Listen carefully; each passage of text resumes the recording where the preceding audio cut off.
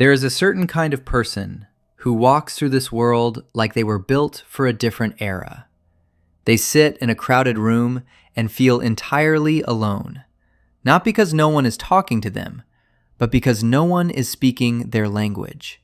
They notice things others walk right past.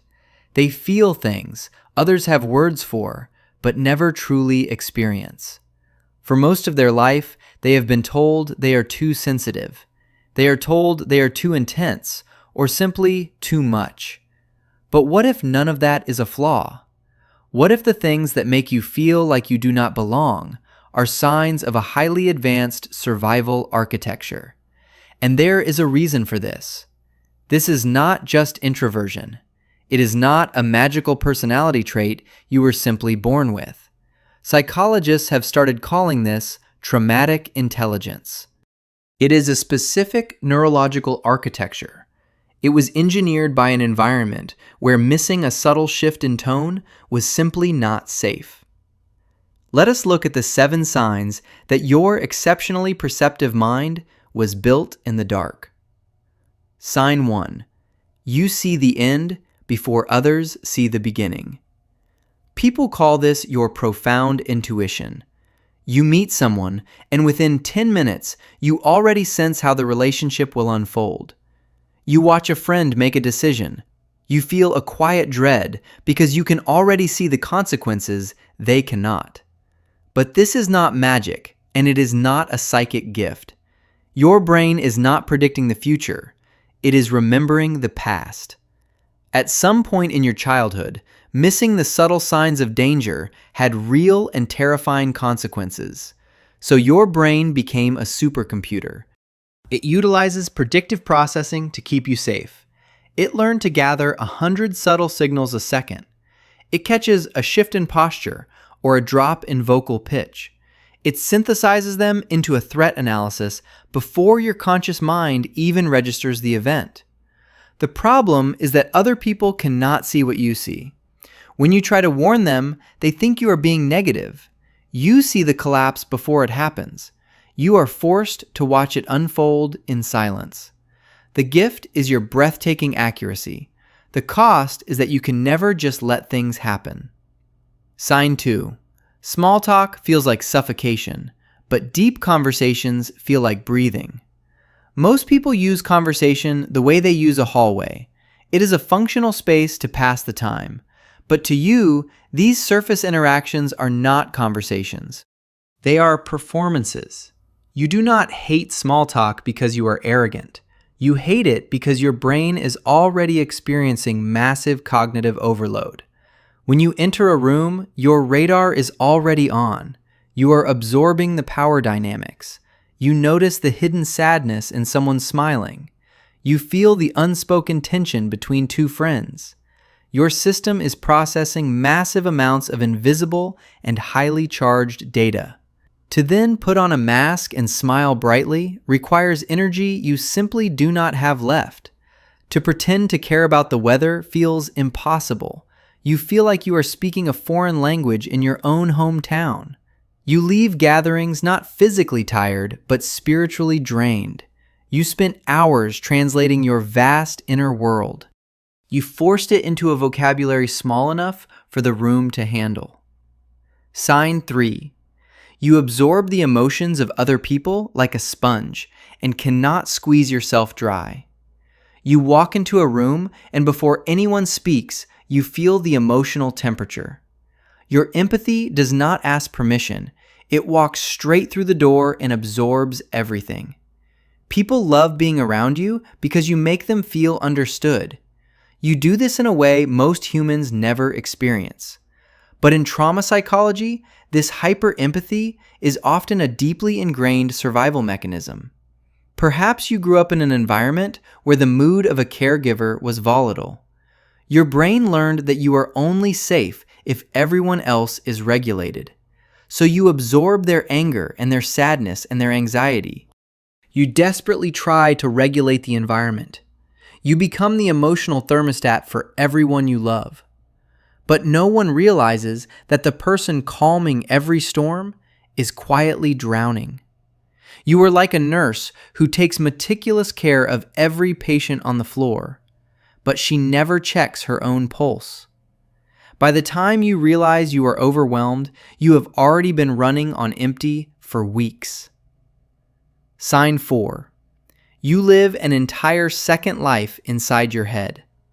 There is a world inside you that no one else will ever see.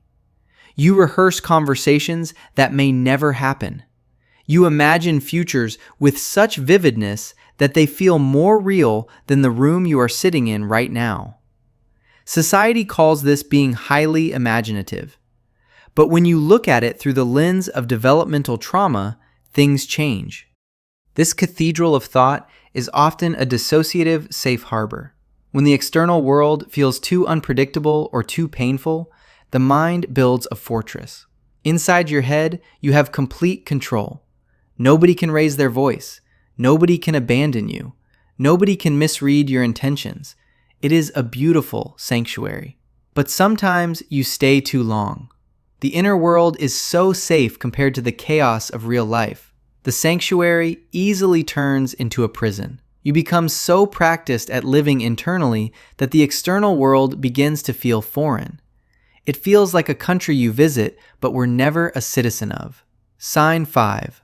You crave meaning so intensely that purposelessness feels like physical pain. Other people can tolerate a meaningless job if the pay is good. Other people can endure superficial relationships because they are comfortable. You cannot. For you, meaning is not optional. It is oxygen. When you carry a massive amount of unhealed pain or hyper-awareness, you must justify it. You have to justify the heaviness of your existence. The only way to do that is to attach deep meaning to it. If your suffering and your relentless empathy have a grand purpose, then the pain was worth carrying. But if the world is just random and shallow, then all the emotional weight you carry is for nothing. A day without purpose is not just wasted, it is physically painful. You do not just crave meaning, you require it to keep your psychological architecture from collapsing. Stop counting for a moment. You have probably been told your entire life that you think too much. People told you to lighten up and to stop being so intense. They made you feel like your mind was defective. But you were never broken. You were just paying attention when everyone else was allowed to look away. Not anxiety. Architecture. Sign 6. You see through the masks of people, and it is both your greatest gift and your deepest loneliness. You notice the half-second delay before someone gives a compliment. You hear the hidden agenda behind a remarkably kind voice. You see the microscopic cracks in a perfectly curated relationship. People call you highly perceptive and assume you were born with psychological X-ray vision. But this adaptive scanning was forged in the fire of fear.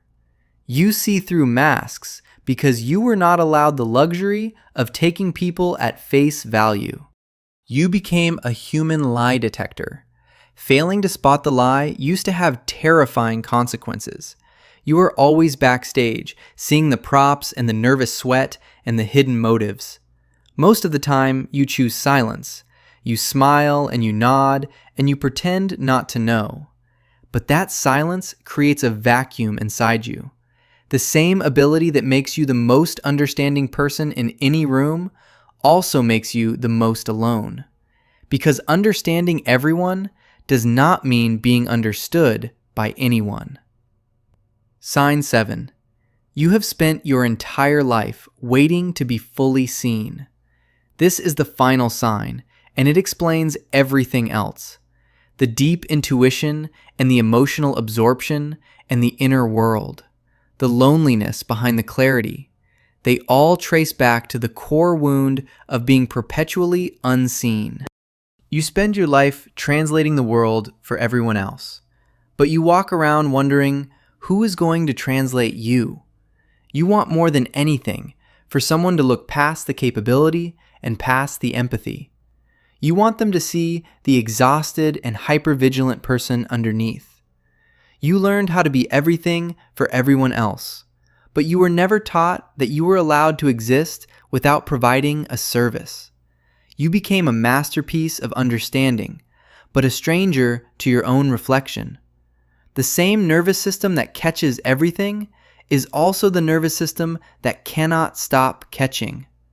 It is important to remember that recognizing these profound patterns is a powerful first step. But this conversation is not a clinical diagnosis. If this heavy architecture is making it hard to function, please seek help. Exploring developmental trauma with a professional can help you safely dismantle the armor. Your rarity is not a sentence. It is a signal. It tells you that you were not designed to fit into the world as it is. The brilliant and tragic system you built kept you safe when you had no other protection. It did exactly what it was supposed to do. But the war you are endlessly scanning for ended a long time ago. You do not have to be the ultimate observer every single day.